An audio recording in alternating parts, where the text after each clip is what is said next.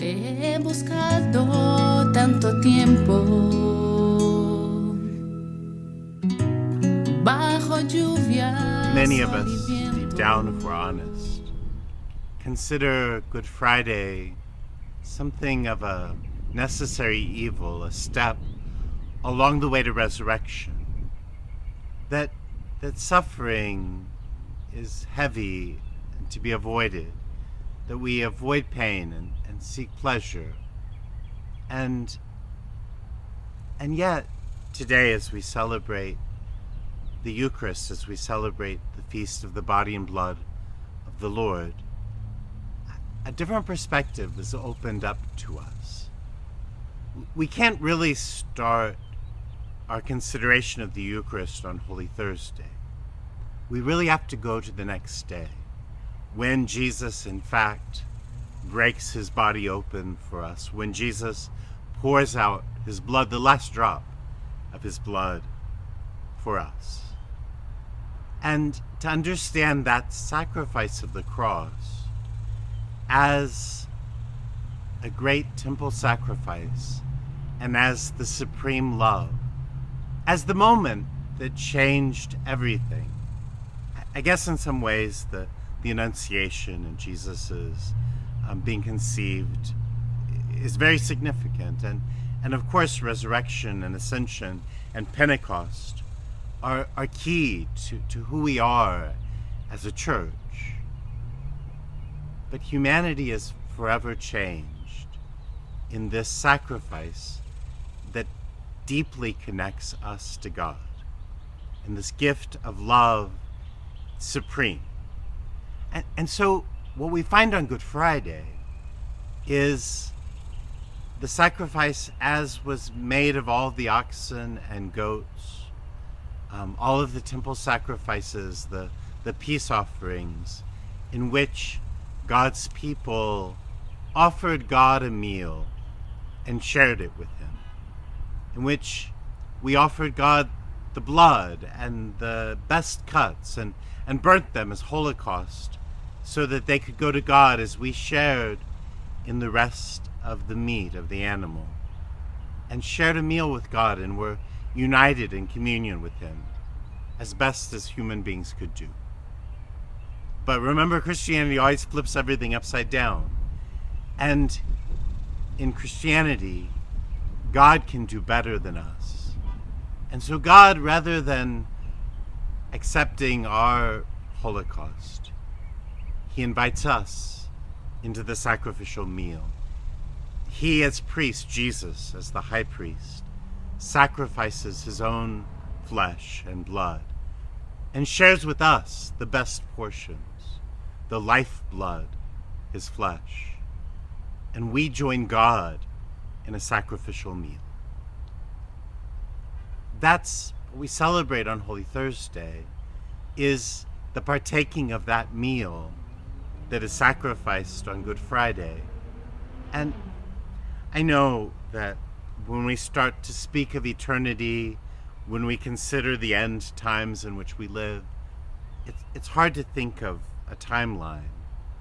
But that this sacrifice, which was made once and for all on Good Friday, was already at work on Holy Thursday, the Last Supper, and continues, not a new sacrifice, not a new killing, not a new shedding of blood, but the same sacrifice continues to be given to us.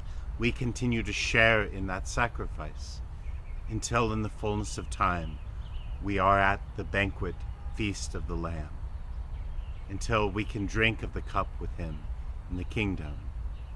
But until then, we're invited over and over to share in that meal that unites us to one another and to our God. That meal that in the communion that it makes with God also brings us together into the body of Christ. And so we have this great circular motion almost, right? That already on Holy Thursday, before the blood was shed, We're given to be part of what will be, what is. And even now, 2,000 years later, we're invited again and again, including this Sunday, to share in that sacrificial meal that God lays out on the table before us, to invite us into communion with Him, to make a peace offering with us. And in that sacrifice, we're invited to be transformed also into the body that is given. And we know that because in every celebration of the sacrifice, we take from Jesus' words at the Last Supper, "Do this in remembrance of me." For the longest time, I thought of that as an instruction to celebrate Eucharist, but it's not. It's a celebration, it's an instruction to become Eucharist. It's an instruction to celebrate Good Friday, to become the sacrifice, to suffer with the Lord, to allow our love to grow into a love like His, that is willing to pour out flesh and blood.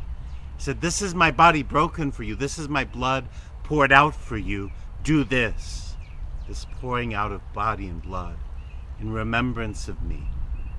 And it was a very transformative moment in my priesthood when, celebrating the Mass, I realized that I was being invited not to celebrate the Mass, but to celebrate the sacrifice, to make my life also part of the sacrifice, to allow my suffering to be an expression, a living sign, a sacrament of God's love, of my love, connected to God's, united to God's, in the sacrament of Eucharist, in the body and blood.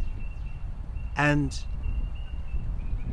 another transformation that I think is still at work is a recognition that as I celebrate Eucharist, I'm not only called to give of my own flesh and blood, pour it out on the altar, allow my suffering to take on the redemptive work of love, but also to live Good Friday, but also to invite you, to invite a community of believers that gathers as the body of Christ, to be a body broken, to be blood poured out, to do this, to live and love and suffer and be redeemed and grow in the life of our God, to do all of that in remembrance of Him.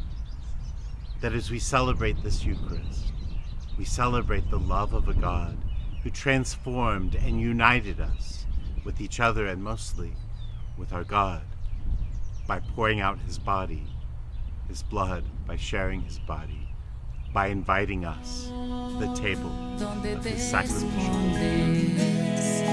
¿Dónde te escondes, amado de mi alma? Dime dónde te